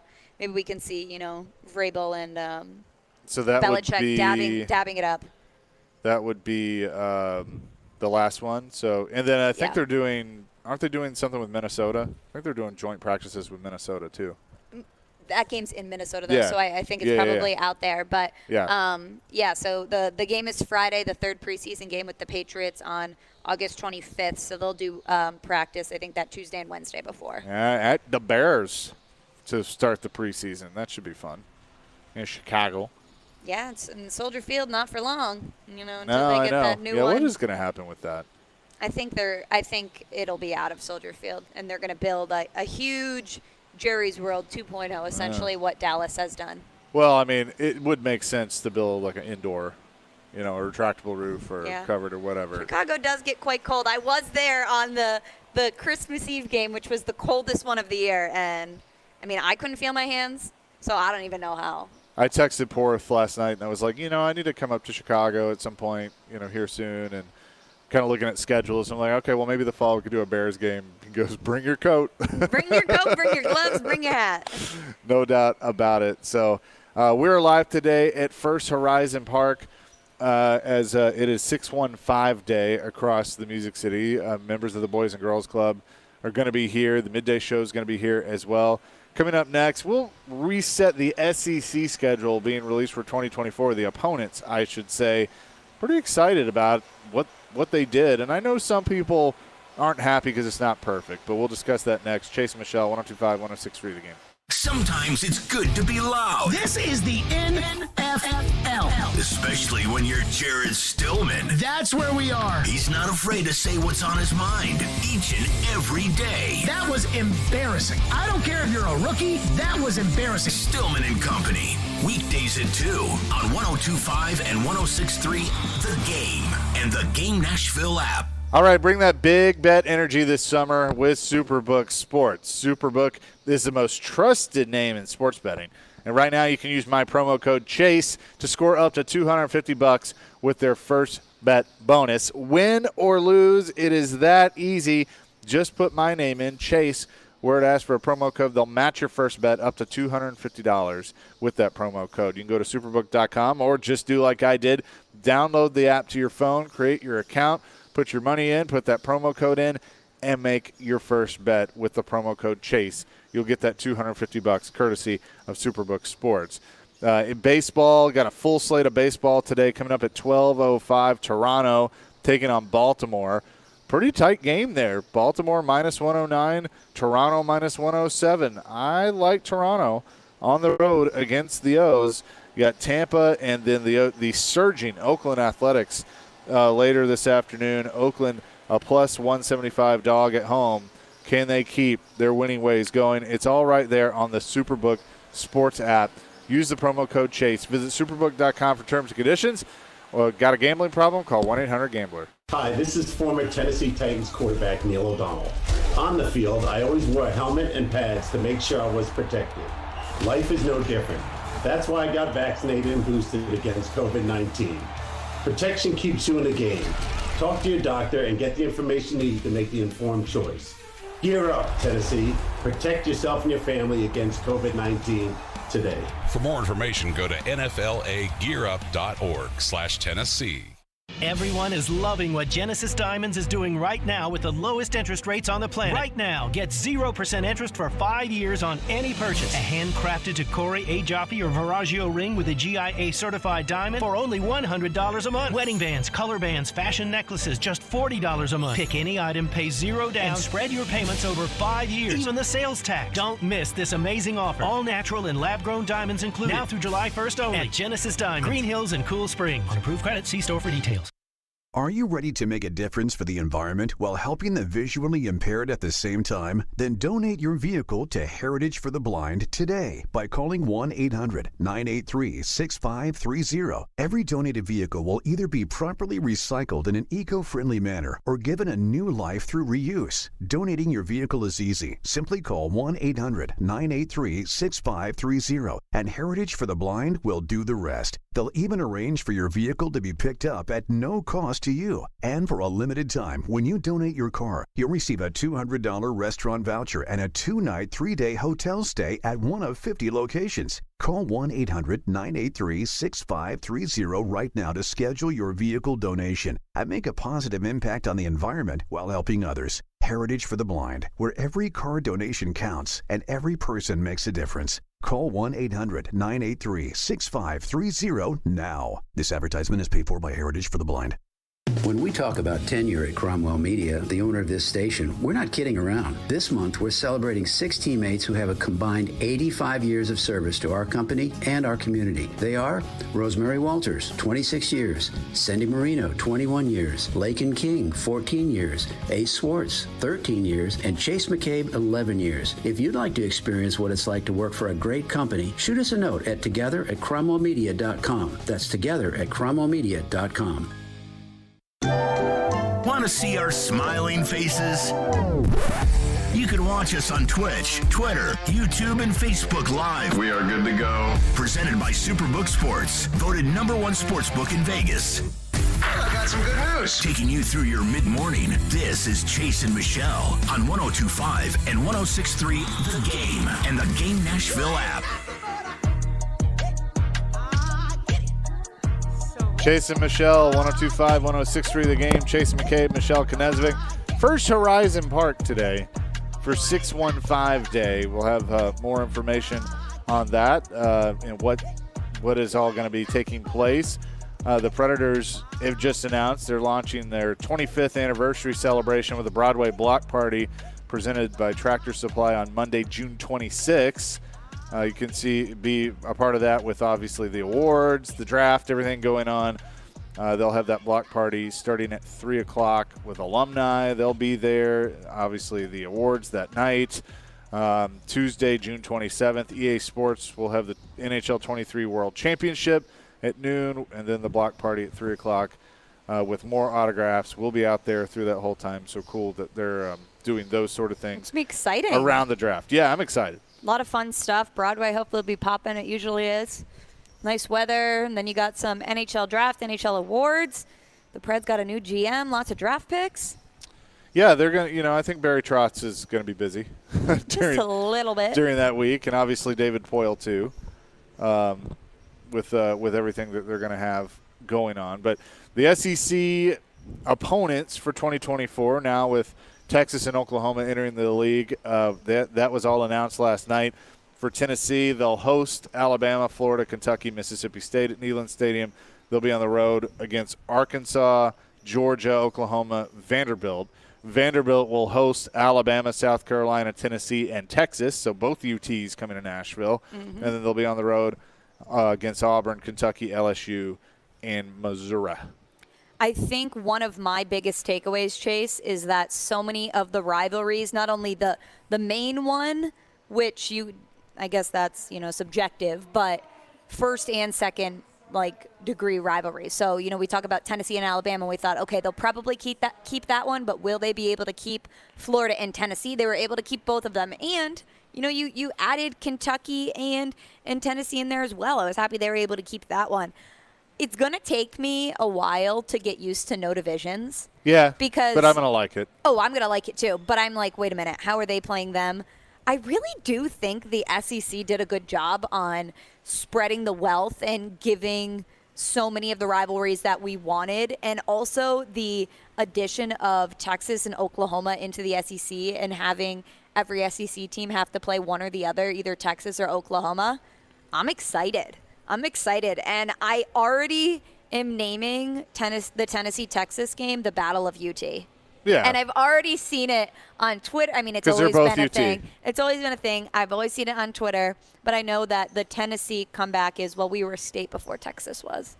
So that is fair. That is fair. Technically, you were UT before they could be UT. But I think what you do is you set up a 3-game series across 3 years, and whoever wins the best of 3 gets to be UT. It's only football, though? Only football. Okay. Yeah, that's fine. I mean, I guess basketball could be a part of that, yeah, too. I mean, we were talking about Tennessee in the golden age yesterday of all their sports. We could just take a look across the board. I mean, it's clear that Texas has the most funding for their athletics, but it'll be exciting. I'm so excited to have them in the SEC. It might also encourage me to check out another stadium, probably that being Texas. I've always wanted to go there and watch a football game. I'd love to go to a game there in Austin. I just want to go to Austin too. But so Texas and Oklahoma's home and away opponents. So Oklahoma will host in Norman, Alabama, South Carolina, Tennessee, and then Texas will obviously be the Cotton Bowl. Yes. Auburn, LSU, Ole Miss, Missouri, their road opponent.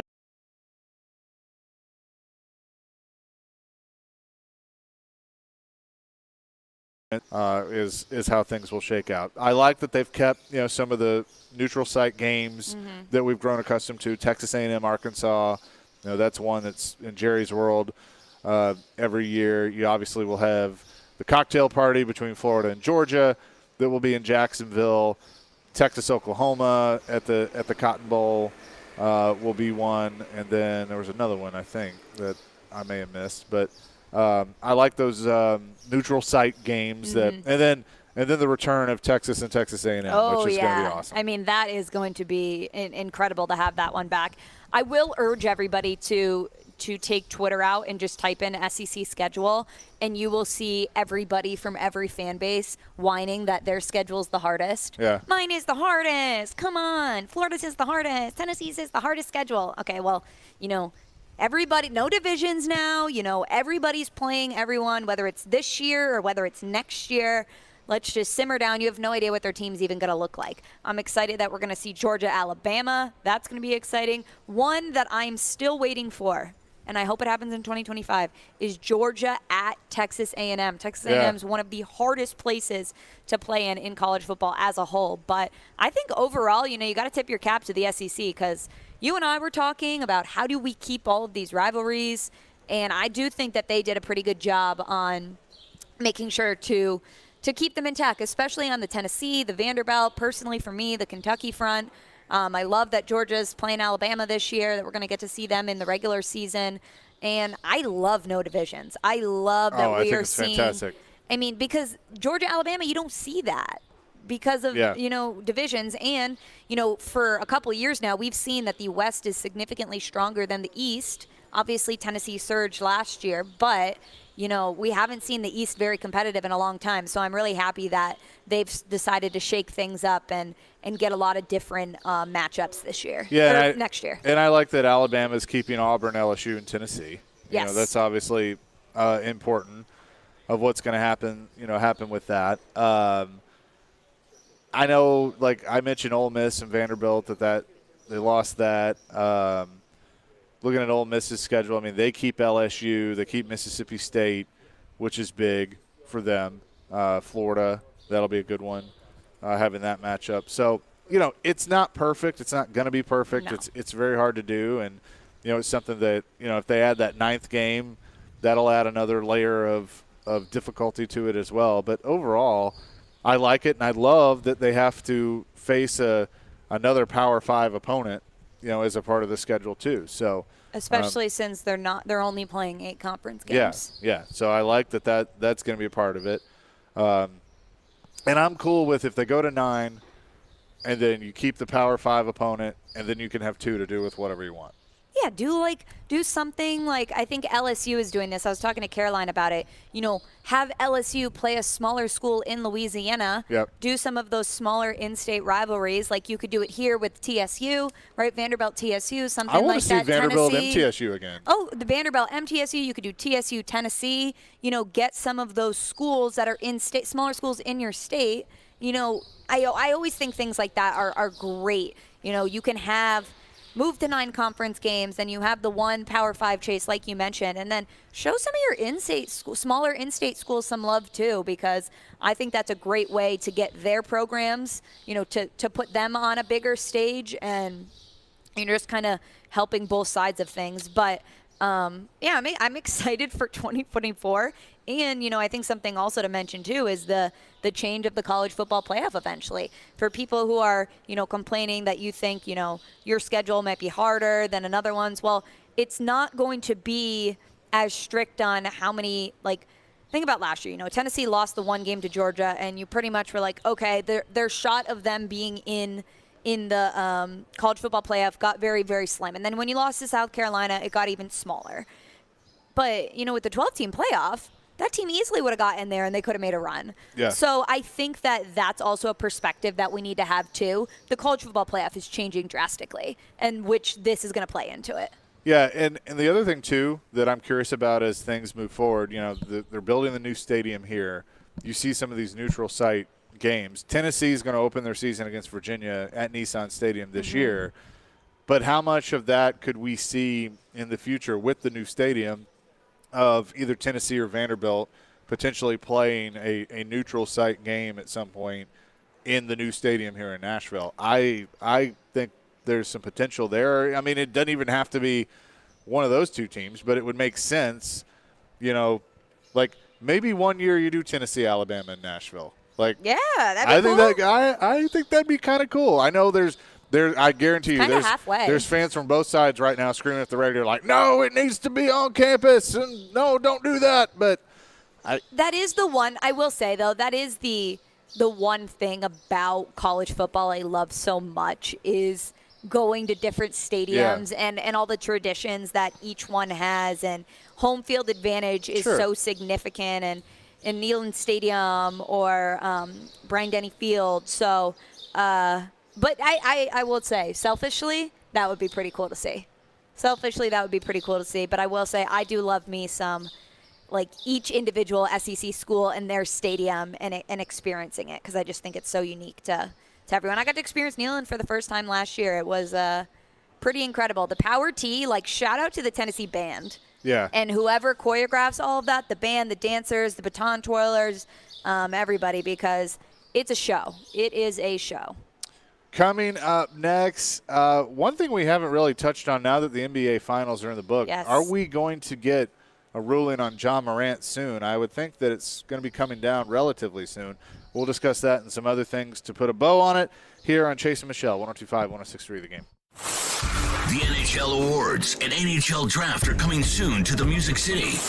Join us live June 26th through 29th at Bridgestone Arena, as we'll have you covered from the red carpet and the draft floor as the stars of tomorrow join the quest for Lord Stanley's Cup. We are your home for Smashville. 102.5 and 106.3 The Game and the Game Nashville app. Sometimes you want a sure return on your investment. That's where CDs come into play. At F&M Bank, they've been providing smart choices to customers for over a century, including CDs that are a great way to save. You make a deposit and collect the earnings on your terms. Great rates, predictable results, and backed by the Federal Deposit Insurance Company. That's smart banking. Life is complicated. Banking shouldn't be. So go see them at one of their 20 locations across Middle Tennessee and Southern Kentucky, or online at myfmbank.com. F&M Bank. Banking made easy on purpose. Member FDIC. Hey, Robbie Stanley here. Baseball season is in full swing, and there's no better place to get in on the MLB action than FanDuel, America's #1 sportsbook, because right now new customers get a no-sweat first bet up to $2,500. That's up to $2,500 back in bonus bets if your first bet doesn't win. Just go to FanDuel.com/Rob to join today. I love the Braves and the start that they have. I think they're complete. They've got the pitching, they've got the hitting, and I think they're going to be a factor all year long. But you take it any way you want to take it. Don't miss your chance to snag a no-sweat first bet up to $2,500 when you join FanDuel today. Just go to FanDuel.com/Rob in order to sign up. FanDuel, official partner of Major League Baseball. Major League Baseball trademarks used with permission. You must be 21 or older and present in Tennessee. First online real money wager only, $10 deposit required. Refund issued as non-withdrawable bonus bets that expire in 14 days. Restrictions apply. See full terms at FanDuel.com/sportsbook. Got a gambling problem? Call the Tennessee Red Line at 1-800-889-9789. Attention all fire and safety line experts. Middle Tennessee's fastest growing fire protection company is looking for experienced service technicians, designers, and sprinkler system experts like you. Tired of working for a large corporate employer? Work for a company where you're more than just a number. Jarrett Fire Protection is owned and operated by Nashville natives and wants to invite you to grow with their amazing team. Hi, I'm Jason Jarrett, owner of Jarrett Companies. I'm looking to hire experienced sprinkler experts and will offer a sign-on bonus of up to $5,000 for certified professionals. In addition to our great benefits that include a 401k match, PTO, and top pay with annual bonuses, we will also provide you with the top-of-the-line tools, trucks, and equipment that you need to grow your career. Our customer base is large and business is booming with many opportunities for advancement. Give us a call or go online to jarrettfire.com and apply today to become a member of our family and protect our community. That's JARRETT fire.com. Jarrett Companies, where we are above and beyond industry standards. Anyone want to tell me what happened? Did you miss any of today's show? It's okay. It's fine. Don't worry. Subscribe to the Jason Michelle podcast on Apple, Spotify, and other podcast platforms, or by going to thegamenashville.com. All right, I'll give it a shot. You're listening to Jason Michelle on 102.5 and 106.3 The Game and the Game Nashville app. Jason Michelle, 102.5, 106.3 The Game. Chase McCabe, Michelle Knezovic, live at First Horizon Park today, 615 day. You can buy a special ticket to Saturday's game with proceeds, some of the proceeds going to the Boys and Girls Club. Just go to the NashvilleSounds.com for more information, or visit the box office here at First Horizon Park for more information on that. A great cause. The members of the Boys and Girls Club are on the field right now doing a little tour around the ballpark. Look at them. The grounds crew is getting things ready for tonight's game as the Sounds will take on the Gwinnett Stripers. Yeah, pretty cool that they're getting to tour the park and hang out and everything. So that's why we're here today for 615 Day to try and give back to the city. And they have a block party on Junior Gilliam Way just out front here from 3 to 5 on Saturday to honor 615 Week. There'll be live music, inflatables, balloon artists, food trucks, hair braiding, and more. And that is a free event before the Sounds game. You can, again, get those special tickets to the Sounds with benefiting the Boys and Girls Club. So really cool that we're able to help out with that. John Morant, what do we think is going to happen? We're waiting on Adam Silver. Mm-hmm. I got so you'll laugh at this. So this morning I got this email thank you from Adam Silver. Yeah. Yeah, I got that too. You know, they always send them from the NBA, but it says from Adam Silver, which I just think is so funny. Very personalized.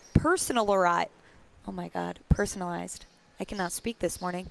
But yeah, I mean, he went on a little bit of a media tour during the NBA Finals, and it was the big question was, you know, are you going to come up with a certain type of suspension for John Morant? What is happening? He mentioned a little bit that they found out some more stuff regarding that entire situation. Didn't say what that stuff was. So he didn't want to take the attention away from the NBA Finals, even though doing those interviews probably took the attention away, and brought it to this situation. But, Chase, I would not be surprised if we saw John Morant getting suspended for 20-plus games. So you're saying I think – I mean, I've seen 25 to 30 thrown out there. I think so. I think that'll happen. I think it's the conduct, the repeated. And listen, I'll use a term from Mike Vrabel: the repeat offender with the conduct that he's had with the NBA. And Adam Silver was very vocal that, hey, I thought John and I were on the same page. We had a conversation, and then to see it happen so quickly after that conversation happened. You know, to Adam Silver and to the league, it's like, that's kind of a slap in the face because, you know, we were trying to help you and we gave you a short suspension. You were able to play. You were able to play in the playoffs. And now to turn around and do something like that again, that's not good. That's not good for Taylor Jenkins and the culture in Memphis. And, I mean, it's something that needs to be changed very, very quickly. And if you're John Morant, you know, I wouldn't be surprised if you have a lengthy suspension. So I'm curious, too. You know, there's this report that rapper Lil Wayne had reached out to John Morant to try and help him and, like, counsel him, and John Morant basically hasn't responded, ignored him, and all these things. Yeah. If that is all true, how much does Adam Silver look at that and going like, hey, people are reaching out trying to help you, and you're turning them down, and how much does that factor in to his decision? I wonder. I think the decision's already made, to be completely honest. Yeah, probably. I don't know how much that factors into it. I think, honestly, what they're looking at now is the facts of the situation, that it happened back to back after you had a conversation and he said he went and got help in Florida. And we don't know what was said in that conversation with Adam Silver, but I could pretty much guarantee something along the lines of, don't worry, this won't happen again. I won't do this again. I'm not going to put my career in jeopardy. I'm not going to put the league in jeopardy, anything like that. I'm sure Adam Silver was very serious that you can't have things like this in a locker room or on a team plane or anything along those lines, let alone at an away game.